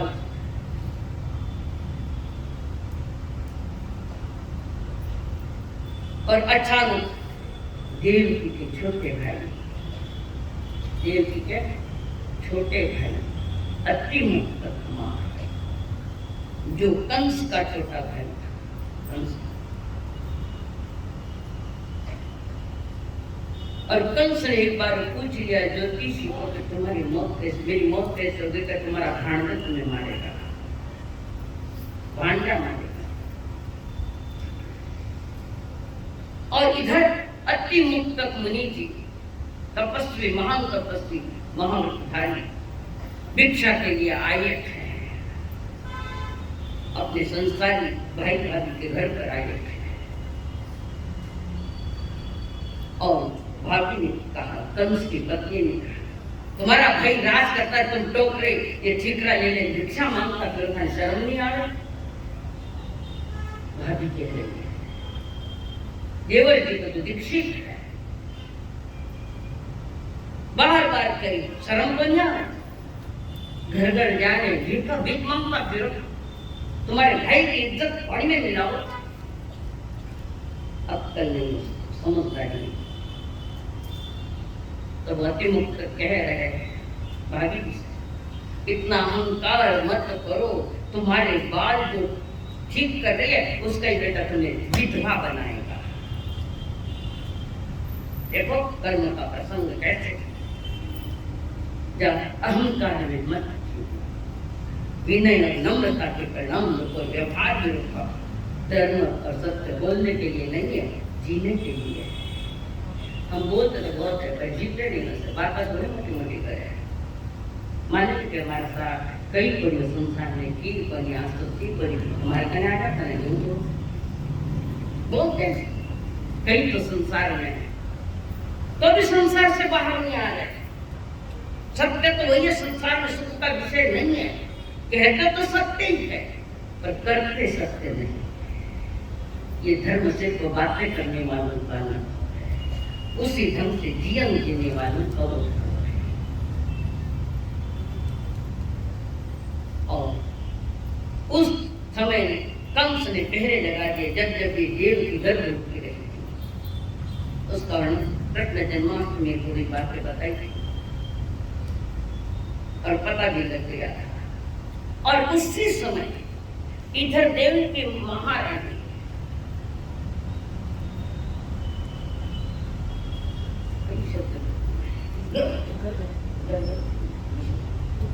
ऋतुमती, इधर देव की महारानी जिस समय ऋतुमती रहती उसी समय भद्दिलपुर में सुनसा भारिया नागदाता पति उसकी पत्नी भद्दिलपुर में, जिसको देवता ने किसी ने कहा था कि तू मृत बंध्या होगी, तेरे बच्चे मरे हुए ही जन्मेंगे, मरे हुए ही जन्मेंगे। और दोनों ही ऋतुमती, देव की और सुनसा, ऋतुमती साथ में हो रहे थे। उसी समय सुनसा भार्या ने हरण देवी के देवता की आराधना की, संसारी देवी देवताओं की आराधना की, कारण संसार का सुख चाहिए था। बच्चे तक मृत्यु बंध्या होंगे सरकार, उसने हरण देवी के देवताओं की साधना की। और उस समय देवता भी बहुत जल्दी हाजिर हो जाते थे। हाँ बेटे खाना हाजिर नहीं भेजेगा, इन्हें तो देवता तो कभी होगा। और हरण गमेशी ने अपनी सारी प्रसन्न सारी बात कही, ठीक है। और जैसे ही समय गर्भ का समय पूरे होने के पहले ही हरण गमेशी देवता देव की महारानी के गर्भ में उसको वहां से उठाया और इस गर्भ में उसको अंदर से बाहर निकाला और इसको इस घर में ने परिवर्तन कर दिया। देव के पुत्र हरणगम था इसके सुनसा भाग्य के गर्भ में और इनके मृत बंध्या इनके गर्भ में। देव की मां समझ नहीं पाती जब भी जन्म तो क्या कहते हैं, कुछ सनातन धर्म भी इसका वर्णन आता है थोड़ा। तो हरण गमी से देवता ने एक दूसरे का हरण करके एक दूसरे के अलग अलग कर दिए। और जैसे मृत देखे कि कहते हैं कंस ने देखा मेरी खाक कैसी है, मरे मरे बच्चे पैदा, अपने लिए इतना होना नहीं। 6 पुत्र देव की महारानी ने जन्म दिया, 6 पुत्र। और उसी समय अति मुक्त जो बात सामने आई, अरिष्ट ने भी भगवान हरे भरे बगीचे में विराजमान और जो 6 पुत्र जो भद्दिलपुर में पले थे देव की महारानी के 6 पुत्र बद्रीपुर में बन रहे। रंग रूप पर्सनालिटी जैसे कि एक ही साचे में निकाले, कई कम नहीं, एक समान 6 पुत्र। सुनसा को लगा मेरा ही है, पर उसके नहीं। भरी यौवन में सभी के आकर्षण का केंद्र बन गए बच्चे, इतने सुंदर बच्चे, रूप रंग देखते ही बनेंगे, कोई देव इंद्र है ऐसे। जवानी में आए, नागदाता पति ने उनकी शादियां कर दी, करोड़ों का धन आया, दहेज अनधिकार। अब तो छोटे ठिकानों को भी दहेज करके बात, उस जमाने में दिए जाते थे। इसका मतलब ये नहीं कि वो प्रदर्शन है, इतना इतना धन आया, इसका वर्णन क्यों किया है? करोड़ों का धन दहेज में आया, नहीं धन, इसका वर्णन, धन का वर्णन क्यों किया? इतना धन होते हुए भी नजरिया भगवान की वाणी सुनकर कैसे नजरिया बदल गया, दृष्टिकोण बदल गया उनका। जवान हुए, शादियां हुई, रूप ब्रह्माएं आई, सुंदर पत्नियां है, धन है, दौलत है, और प्रभु की वाणी सुनकर सब कुछ अपने आप छोड़ गया, अपने आप छोड़ा, आने तो छोड़ना पड़ी उनको, तो सत्य ज्ञान में आकर छूट गया। 6 भाई और एक साथ दीक्षा, अरिष्ट ने भी भगवान के पास दीक्षा है।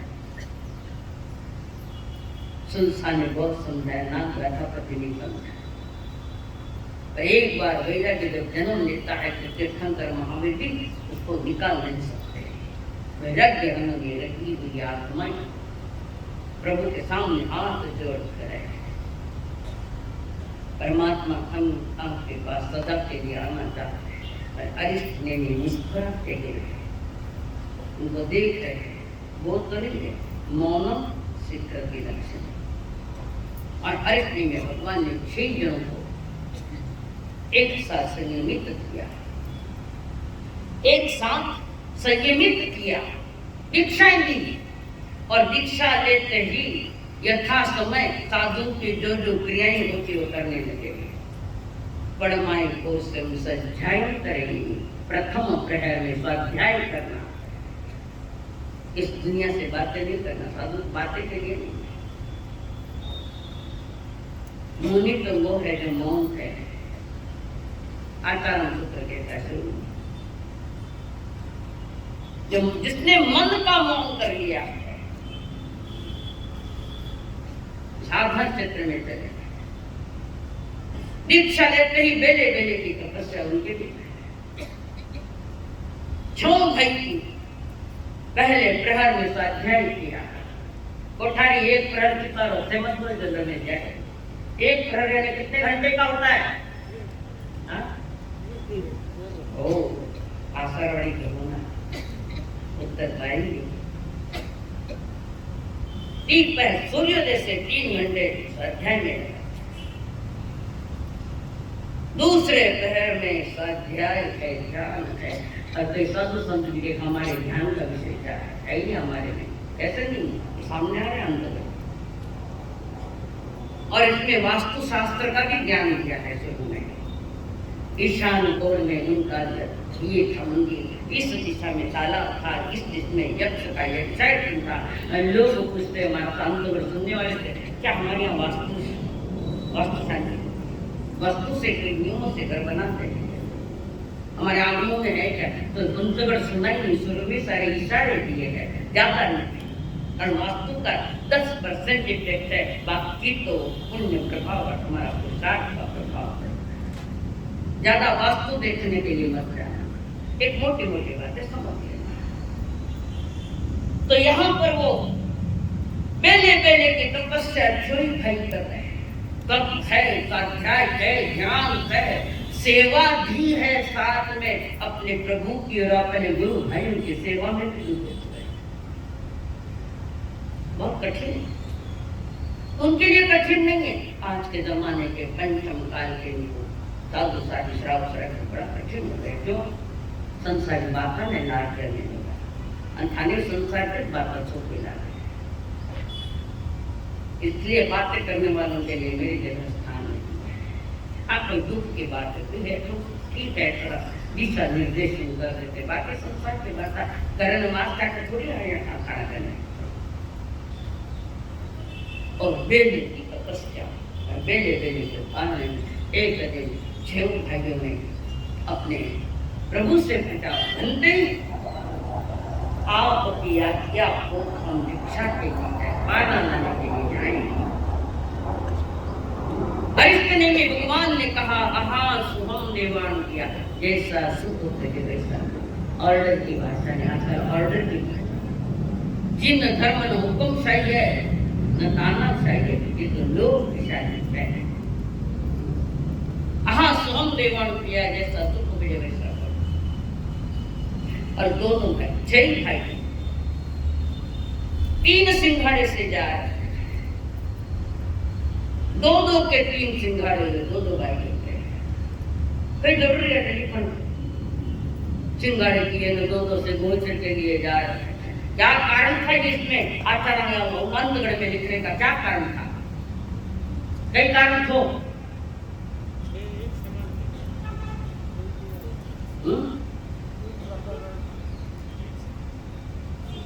यहाँ संकेत है अकेला साधु गोचर को नहीं जाना। आगम आज्ञा 2 की है, 2-2 से सिंगाड़े से जान। जो गोचरे लेगा तो आजू बाजू में ध्यान रखे कि वो प्रसिद्ध चीज तो गड़बड़ में नहीं कर देते। आगम आज्ञा अकेले का विचरण का भी नहीं है और अकेला गोचरी का भी नहीं है, परंतु कैसे 3 सिंघाड़े ऊंच नीच कुल में जा रहे हैं। या नीच कुल है नहीं, जाति पाति का नीच कुल नहीं है। उच्च कुल में तो धनवान का घर का भी विषय नहीं है। जिस घर में धार्मिक अनुष्ठान होते हैं, देव गुरु धर्म के प्रति आस्थाएं होती है, जीवन ने भी थोड़ा थोड़ा धर्म प्रगट किया है, व्रतधारी ही बने हैं, वे ऊंच नीच को। अरे गरीब घर में गई है, समझे, गरीब घर में भी गोचरी गई है, धार्मिक अनुष्ठान वाला है।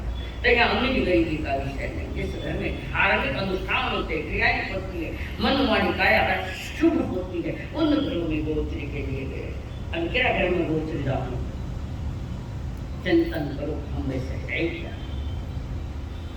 ना तुम्हारी योग्यता ना हमारी इतनी पूरी योग्यता,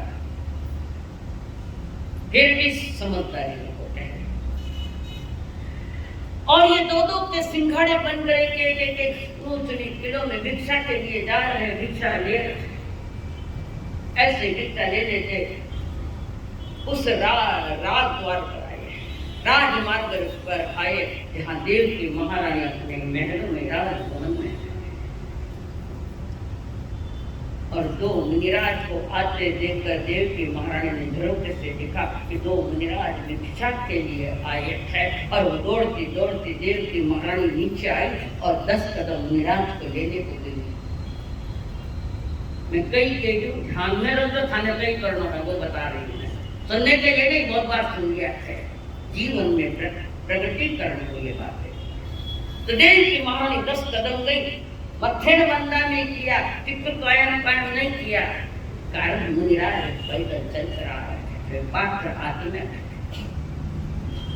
और देव की महारानी के यहाँ 2 मुनिराज पधारे। देव की महारानी ने मुनिराजों को प्राशुक आहार कराया। प्राशुक आहार लेने योग्य क्या बहराया? हाथ में अंदर है सिंह कैसे मोदक, इसको हर कोई नहीं खा सकता। सिंह मोदक कैसे क्या मोदक। और वो जो लड्डू बनाए गए थे मुनिराजों के लिए नहीं बनाए गए थे, कृष्ण महाराज के सवेरे के कलेवे में नाश्ता में बनाए गए थे। इसका मतलब साधु के निमित्त नहीं, आज गई है। अभी तो कुछ हमारा प्रतिष्ठा साफ करो। महाराज ने रसोईया बना दिया, कल के तो मर कर भावे तो साफ कर ली जाओ, लारी चोको है। यहां तक जाने को भी कोई मर्यादा नहीं रखेगी। कृष्ण महाराज के नाश्ते के लिए बनाया गया केसरिया केसरिया मोदक। कैसे बनता है ये? कैसे बनता है जी? बनता ही नहीं कोई नहीं। 1000 गायों का दूध निकालकर 500 गायों को पिलाया जाता है। 500 गायों से निकाला हुआ दूध 250 गायों को पिलाया जाता है। और वो 250 गायों को पिलाए है दूध से उनका दूध निकाले तो वो 100 गायों को पिलाया जाता है। ऐसे करते करते लास्ट में एक गाय को दूध पिलाया जाता है जो गरिष्ठ बन जाता है। एक गाय, और वो गाय का दूध तपा तपा कर उसमें 84 प्रकार के सुगंधित द्रव्य जैसे केसर, चंदन आदि जो कुछ भी कीमती चीज उसमें डाली जाती और उस दूध में डालकर वो पुनः रख खूब उसमें और कुछ द्रव्य डाले और एक लड्डू बन गया। 1000 गायों का दूध का सारा अंश अंश अंश लेकर वो दूध आया, उसके लड्डू बनाए। इसको खाने वाला वज्र रसद नारायण से समझने वाला होगा, सामान्य तो खा ही नहीं सकता। थोड़ा भी खाए तो मर जाएगा, पेट नाव तो आ जाएगा, नहीं खा सकता, डाइजेशन नहीं। उनको पिलाया और वो कृष्ण महाराज के लिए बनाया सुगंधी लाडू, गरिष्ठ लाडू।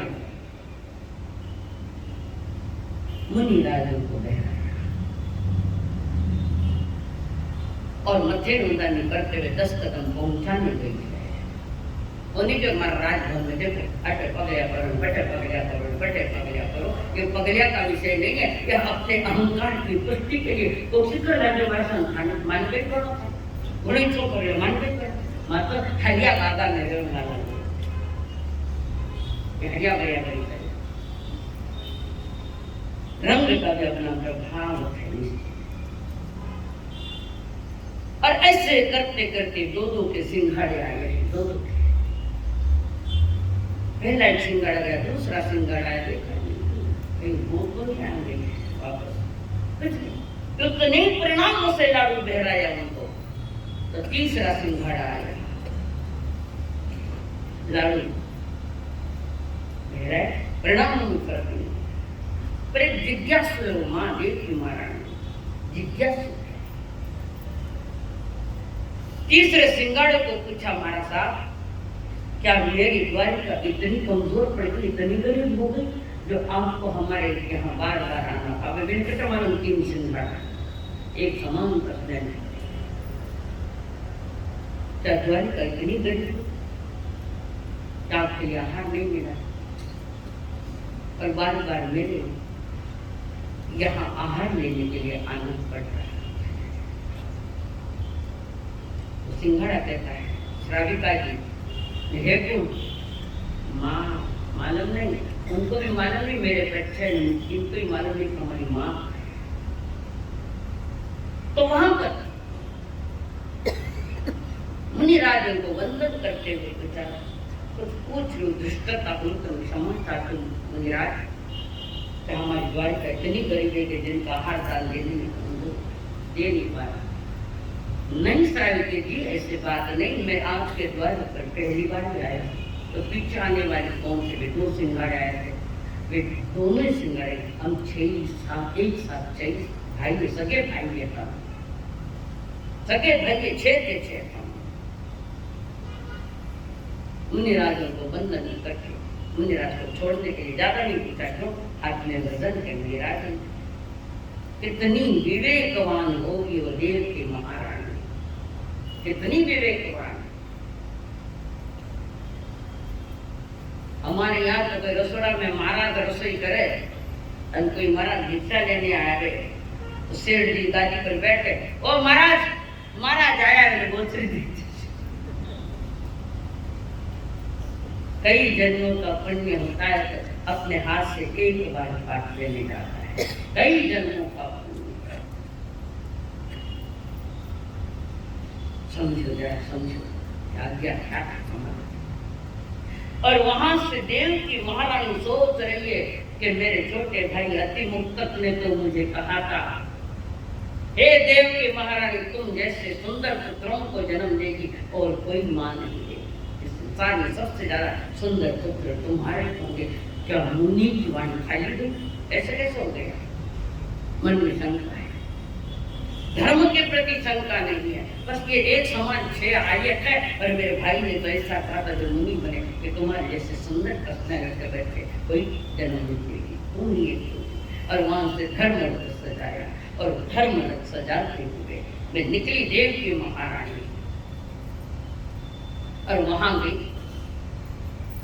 धर्म रथ से उतरकर अरिष्टनेमी भगवान के श्री चरणों में वहां से प्रभु मथेर वंदना की बैठ के वंदना की। महलों की नहीं, राज्य की महारानी अच्छे कटा महारानी कटा महाराजा हुए। वंदन नमन। हमारे यहाँ तो प्रश्न पूछे तो भी वंदन है, प्रश्न का उत्तर मिले तो भी वंदन है। मन का झिझ गया पूरा। अरिष्टनेमी भगवान ने कहा, अहो देव की महारानी, देव के महारानी के देवर है अरिष्टनेमी भाग्य।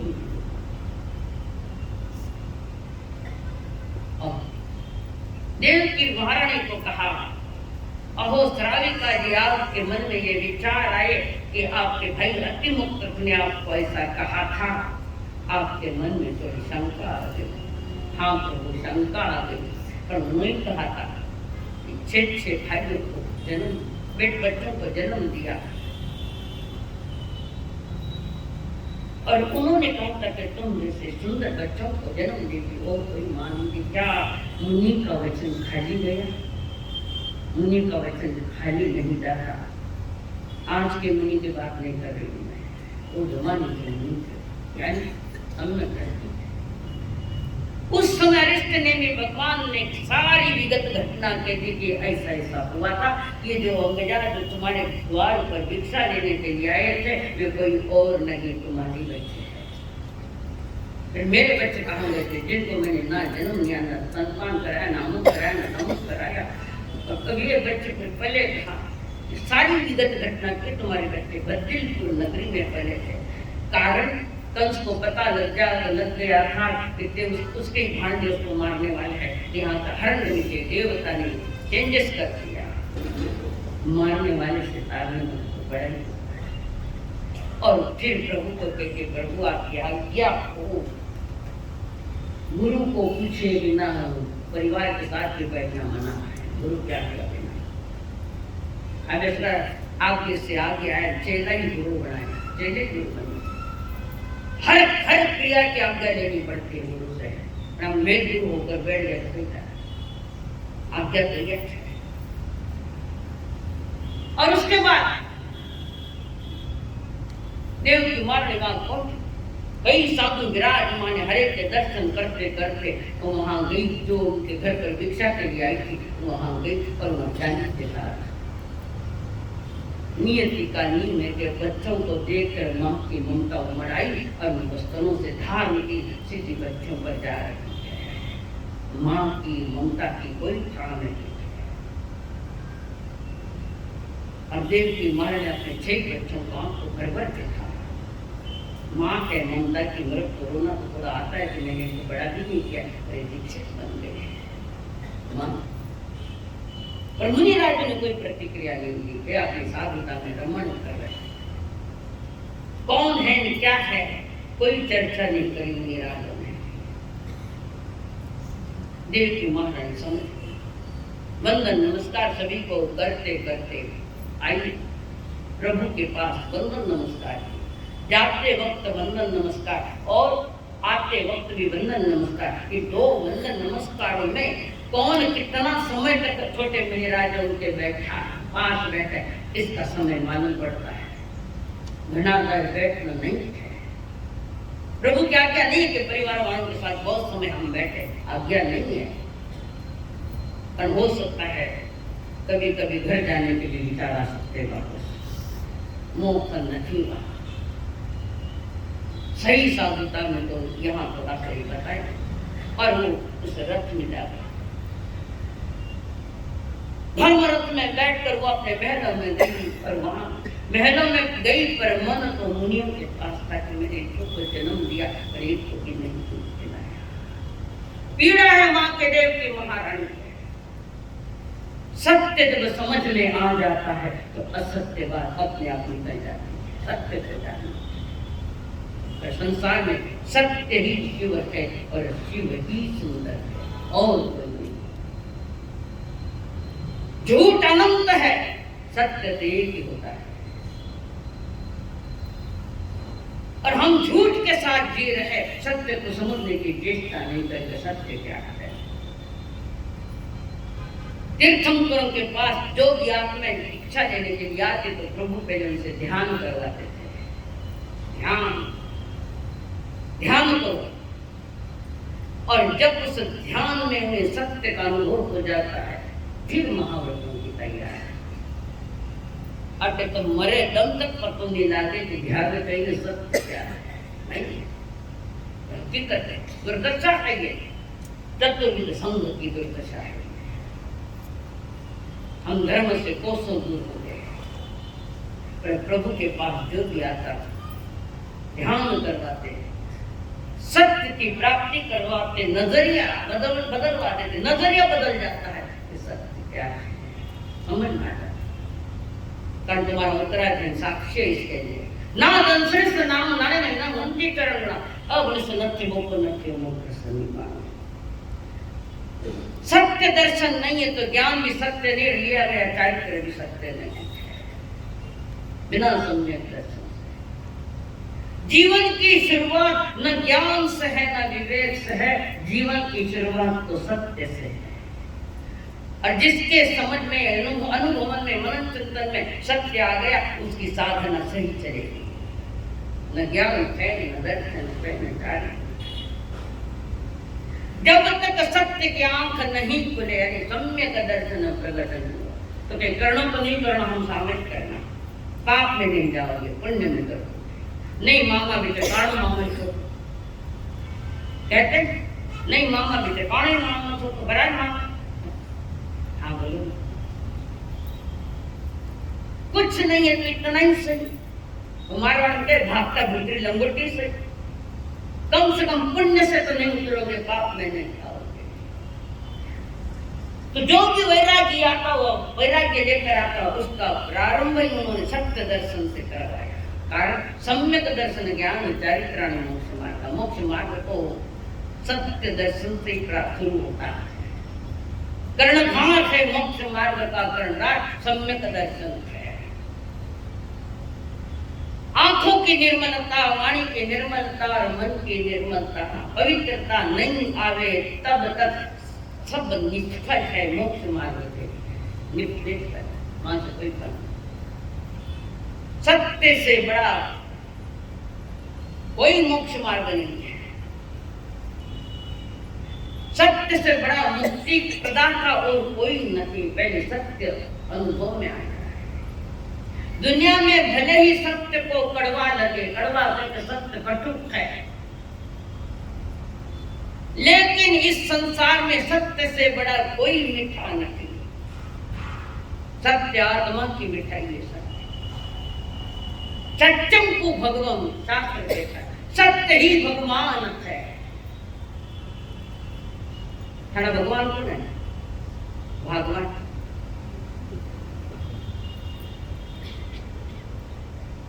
इस संसार में सत्य अकेला अकेला खड़ा। और सत्य का संबंध ज्ञान और विवेक के साथ होता है। सत्य बोलना अलग बात है और सत्य का होना अलग बात है।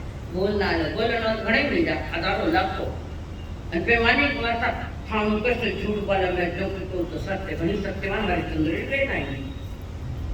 अरे डॉक्टर में तो एक घर छोड़े हमारे सामने सत्य बोल तो कौन सी बड़ी बात कर ली। थाना पर क्यों झूठ बोलो? अरे और कट बोलो झूठ, माना करनी बराबर बात करने झूठ बोलो। जीवन का सत्य समझ नहीं पाता। और ये संसार सत्य का पक्षधर नहीं रहा, झूठ का पक्षधर है। नहीं है सत्य, झूठ का पक्षधर नहीं है वो। झूठ का ही पक्षधर है। एक बात बात बताऊं, झूठ का पक्षधर है, बताओ, ये बताओ कुछ, झूठ का क्या पक्षधर है? पैसों सुख मिले, झूठ नहीं तो क्या है? नहीं झूठ, बंगला गाड़ी अगर तो सुख मिले, ये झूठ नहीं है। और इनमें सुख होता तो मूर्ख है महावीर जो महलों से निकल गए। कहूं मूर्ख उनको, उनके समान तो महान कोई नहीं। अज्ञानी जीवों को जगाने के लिए, समझाने के लिए दर दर विचरण किया, महावत लिए केवली बदन गामन गाम वितरण के सत्य समझाने के लिए। कारण संसार के दुख उनके ज्ञान में नहीं आ रहे, तो संसार और दुखो ये संसार जैसे कि संत जन संसार दुखमय है, तो उनको याद दिलाते समझाते, जिसमें तुम सुख मान रहे थे वहां सुख नहीं है, सुखाभास है। सत्य तो मेरे भीतर का है, सत्य मेरे भीतर में बसा है, सिर्फ उसको जगाने का काम महापुरुष करते हैं। जलती जोत बुझी जोत को जलाने का काम करती है, जलती जोत।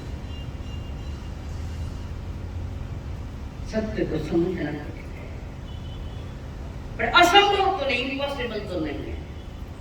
प्रयत्न करे तो मिल जाता। मराठी में कहते हैं ना, प्रयत्नांती, वो तो बड़ा याद है पाठ। कठिन प्रयत्न करे, बताओ मैंने सत्य को पाने के लिए कहां गए? भीड़ में। भीड़ का धर्म नहीं होता, पापी की कोई जाति नहीं और भीड़ का कोई धर्म नहीं। पापी की क्या जाति? कोई चोरिया नहीं, पाप तो सच करना है। पापी की कोई जाति होती है कि जैन पाप नहीं करेगा, जैनी पाप नहीं करेगा, नहीं करता। सबसे ज्यादा तो जैनी कर रहा है। पापी की कोई जाति नहीं, भीड़ का कोई धर्म नहीं। धर्म है अकेला, इसलिए 12 भावना में एक कट्टो भावना को मूल्य दिया गया। सत्य तो कड़वा ही लगेगा, जिन्हें बुखार है उसको शक्कर भी कड़वी लगती है। कारण स्वयं जब भीतर में असत से जी रहा है, भीतर में जहर पड़ा है, तो शक्कर भी जी तो कड़वी चला गया। तो असत्य के झूठ के पक्षधर हम लोग हैं, सत्य के पक्षधर नहीं। बाहर से साधन और भीतर में भोगों की चाहना है, भोगों की विषयों की भूख भीतर में अति प्रचंड है। तो थाने सत्य का कब पकड़ रहा? भीतर में भोगों का जहर पड़ा है। ये जन्म वासना के लिए नहीं था, ये जन्म साधना के लिए था, समाधि के लिए जन्म का सत्य पाई।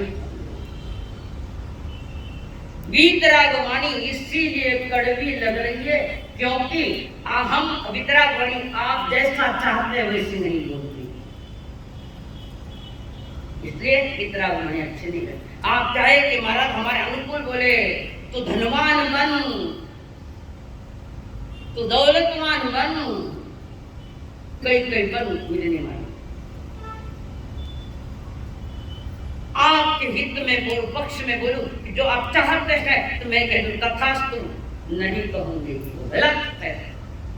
संसार हमेशा झूठ का पक्ष करना, सत्य का नहीं। और झूठ अनंत है। दोबारा पूछो, प्रश्न लिखे रहो। झूठ अनंत है, सत्य एक ही है।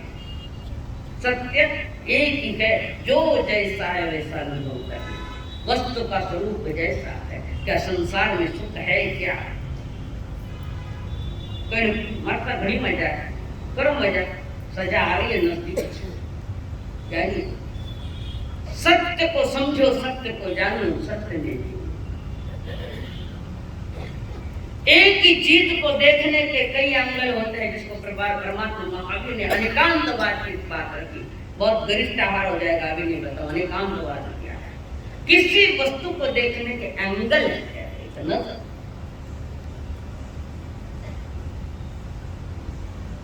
और जब सत्य समझ में आ जाता है तो असत्य सहज ही छूट जाता है, और वो सत्य तुम्हारे ज्ञान में प्रकट होना चाहिए। सत्य ज्ञान वो तो सही सार है, वरना ही झमेला सब भार है। सत्य ज्ञान वो तो सही सार है, वरना ये झमेला सब हार है। तू ही एक शांति का भंडार है, प्रीत तेरी करे भगवान। अंधियारे में तू ही है उजाला, झूठा जमेला जग मेला बस तेरा आसरा, बस तेरा आसरा। सत्य ज्ञान हो तो सही सार है, वरना ये झमेला सब हार। याद गिरा मेरा आटे में सूत्र में अकेले उठ गए कि सच रह गया पहचाना सब कुछ समय के लिए सत्य को मत पकड़ो, जीवन में चिंतन मनन अनुभवन करो कि वीरवाणी क्या कहती है, परमात्मा की जनवाणी क्या कहती है। अट निकले बातें करता निकले, पर चिंतन करो ना, सिद्धांत तुम्हारे सामने रख रही हूँ। कलेजा फाड़ फाड़ के कोई में खाना कलेजा पे ऐसा हो गया। सत्य पहचानने की क्षमता नहीं हमने, और सत्य कोई साधन नहीं है, सत्य से साधना मिलती है, साधन नहीं है सत्य, साधना मिलती है सत्य से। और जो सत्य में समझ जाता है तो उसको नीम का जहर भी मीठा लगने लग जाता है। सत्य मिठाई से प्राप्त है, कारण जिन वाणी ठीक से नहीं सुने या जिन वाणी सुनने के लिए है, सभी बहरे हैं, सभी बहरे हैं। कारण अंदर नहीं जा रहा है जहां जाना चाहिए, यहां से टकरा के शब्द चले गए। सभी बहरे, संसार सारा बहरों का बाजार है। बहरेपन का नाटक कर लिया, समझा कुछ नहीं। और बहरा आदमी भावों से बहरा, परिणामों से बहरा, तो जीवन कैसे सुन सकता है। अगर सत्य पाना है तो बहरापन बंद करो, ठीक से सुनो, अंतर से सुनो। ये सुनने के लिए, समझने के लिए एक परिवार में 5 प्राणी रहते थे। अब मैं पूरी राजस्थानी भाषा में बोलूंगी, ध्यान से सुनो। एक परिवार में 5 जना, कुछ शब्द में समझ में नहीं आएंगे, मैं उसका अर्थ बता दूंगी। एक परिवार में 4 जना बेड़ा बेड़ा हो गया, माता पिता बेटा पत्नी और एक बहन, 2 जोड़ियां और एक बहन, 5 जना। 500 बहर योगा योग। एक दिन सावन रो महीनो, खेतों में पानी पड़ गयो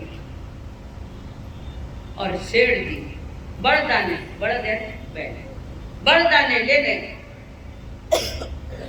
खेती करने गए। बड़दाने ले जाए जाता खेती करने, गांव तो कम से कम 4-5 किलोमीटर बाद खेती थी, तो वे जाए जाता शेर जी बड़दाने लेने। रास्ता में एक राहगीर मिले, बड़जारो व्यापारी, बड़जारे व्यापारी वो जाए रहते गाँव में, पता को नहीं लगे हमारे गाँव कटे, गाँव छोड़ दियो मैंने, गाँव में कटी न मैंने, रस्ते खानी पड़ रहे मैंने। जन वो बड़जारो शेर जी जाए जाता, शेर जी ने किया बड़जारो किया, सेठ जी फलाना गाँव जो रस्तो कठी ने जा रहे हैं। शेर जी को याद रखना, वो 2 बार कहे सेठ जी फलाना गाँव लो गेलो कठी नहीं जाए, गेलो ने पागल नहीं रस्तो, वो गेलो कठी ने जा रहे हैं। अब सेठ जी बोला, सेठ जी है तुम्हारा बेल के बेचने वास्ते है, तुमने बहरेपन का नाटक किया है, बहरापन नहीं है, तुमने नाटक किया है, जीवन को तमाशा बना दिया, नाटक बना दिया। बड़दार समझ गए कानपुर लाइन क्लियर को नहीं दिखा। और सेठ जी खेता में गया, बड़दा ने जोत के हल रसाते खेती कर ले तो बखर के बनावे बीज बोना है, तैयारी कर।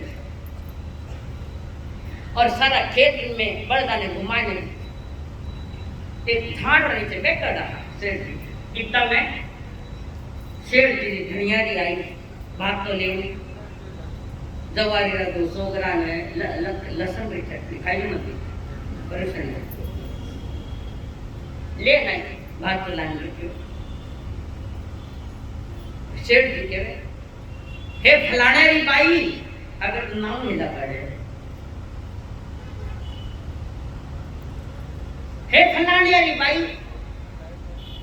मैं बड़दा ने लेन आऊं तो हो रास्ते में एक आदमी मिलियो और मैंने कहे बेल बेचना है तो हमारा कहीं बेल बेचने वास्ते है लुगाई नहीं कहते बाप घड़ी मैंने पूछे कि बड़दा ने बेचना है कि बड़दा ने मैं तो नहीं वो तो गेड़ो पूछे रहता बोलो पूछे बोली ने काई रांदेला बोली ने कि दिवाली ने लापसी पर एड़ा बोला गया भेड़ा चैन गई मैं तो क्या आगा बाई की बोली दुबई बोली पर दुबई कहे मैं थाने 1000 बार के दियो कि ये रोटियां मैं नहीं बनाई थे पसंद करने लाई जो कि वो बा बनाई काचा है कि काला है कि पाका है कि बलियोड़ा है तो थाना बहू जी ने पूछो मैं नहीं बनाई।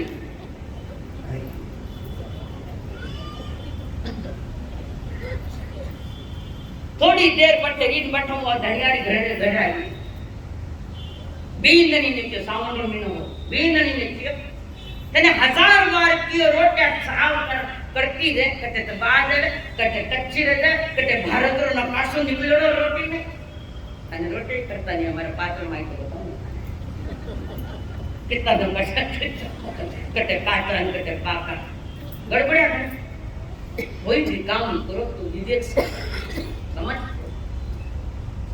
1000 बार की तो 100 रोटियां करती जाए सांगा में कभी तो लूण नहीं ने के कभी हिंग नहीं ने के कभी नमक नहीं ने के 18 सुसरो मने आपको दिन मारी छाती रांदे मने के मेरे अब मैं भी मारती सावन तो मैं नवा कपड़ा पे गया ईद सावन री गई और मेहंदी मान रही અને સાસુ जी ने ओळबा दे रही है उपालन कितनी बार के जो तने ग्रोसरी सावळ करती जा वाकू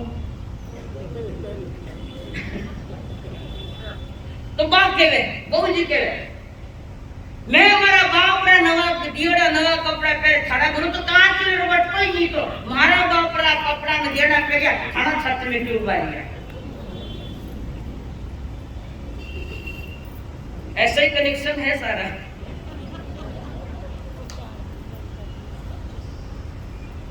अब बेवा बहू केवे एक ससु केवे एक है यू एक को भी पर ये एक है बोला दे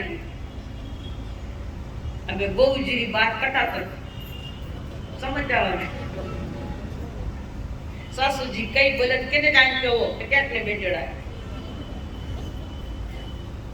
वहां बहू जी बटो हूं क्या रात में लागे अपना मेला में गई और अपने धनी ने कियो तन मां ने थोड़ा समझाओ मारा बाप रा घर गेड़ा कपड़ा पहरिया थाना मारा छत में क्यों बारिया थाना तो कांचली रो बट कोई कोनी पहले कांचलिया के आगरा ब्लाउज पेरो जेड़े पेरता हा पण माथा माथे नारे ढकड़ा था आज तो उगाड़ी पीठ कोरी शर्मावनी छी जा अपना ने कैसे कपड़े पहनना बाजार में किसको दिखा रहे हो आप क्यों ऐसा पाप कर रहे हो मेरे शब्द कड़क है पर तुम्हारे लिए हितकारी है या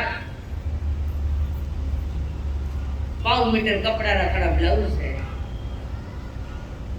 सील और शालीनता महावीर के धर्म की बात है तो सील और शालीनता से आता है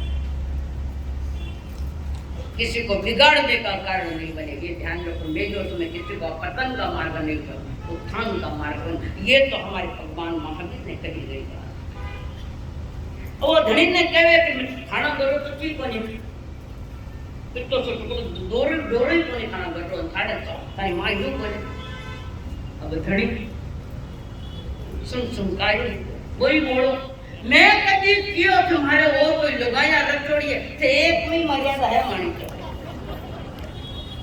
अब थोड़ी घनी लेट आ जाओ तो शंका करना लगाया कर गया अब कट गया मुझे नहीं मालूम और वो लुगाई बड़ करती रही घनी कायो दिन बार आए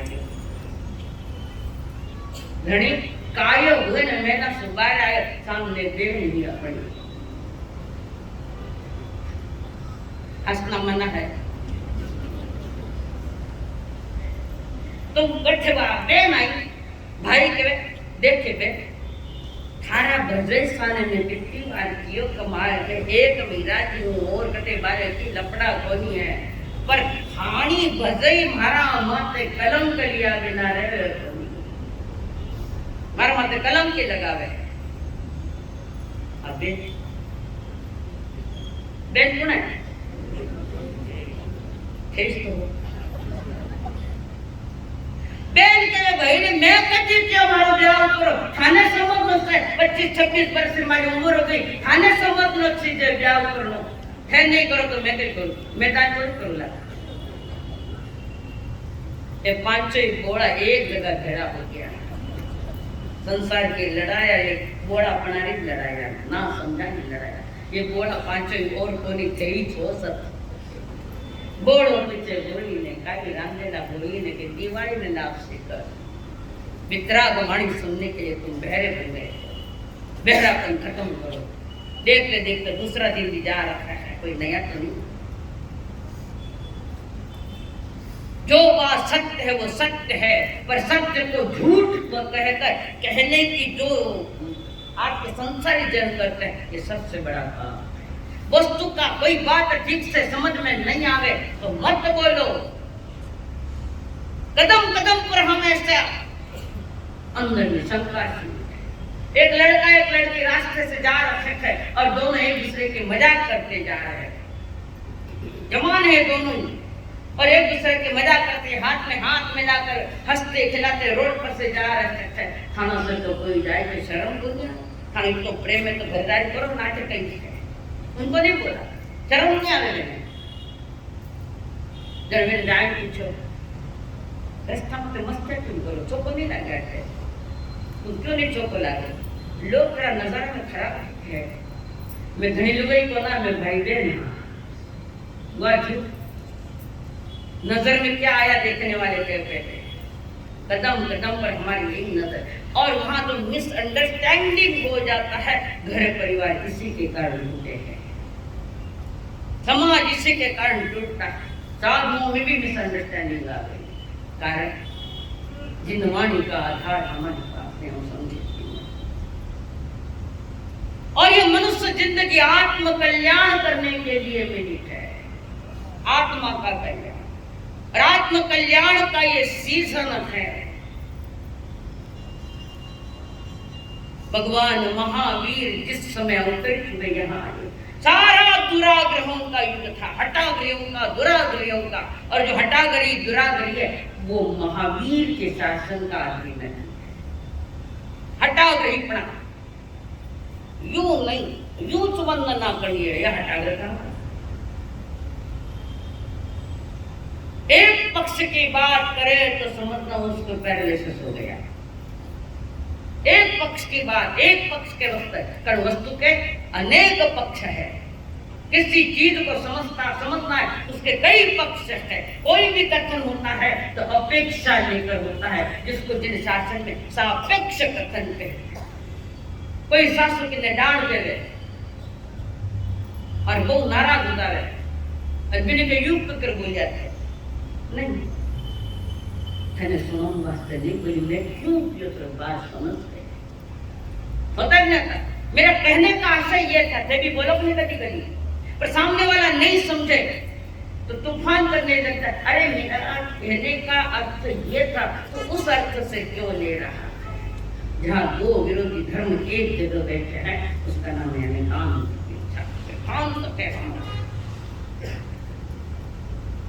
भगवान महावीर जब छोटे थे महलों में अपने महलों में तब वे महलों में रहकर भी महलों में रहते जब भी समय मिला कि ध्यान में बैठा थे उनके दोस्त आते उनके दोस्त आते, अरे कृष्णा से माँ कृष्णा से हमारे दोस्त कहाँ है, वर्धमान कहाँ है?